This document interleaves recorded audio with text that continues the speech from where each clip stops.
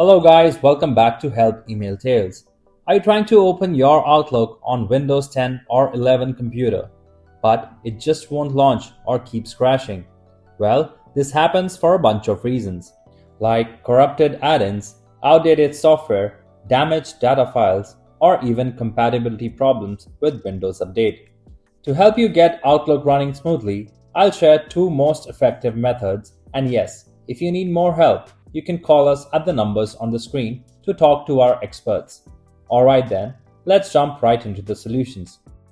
Method 1. Run Outlook as administrator.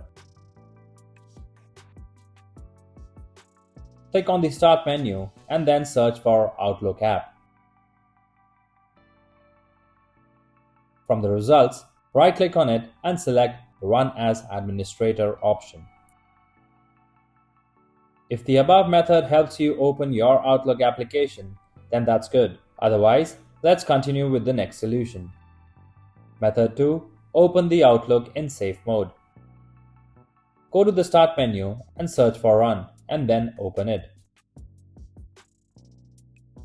When the Run command box opens up, type outlook.exe/safe and then click on OK button. On the Open confirmation box, click on the OK option and see if it helps in opening your Outlook program. If you found this video helpful, please give it a like and share it with others. For more detailed and easy to follow guides, subscribe to our channel or visit helpemailtales.com.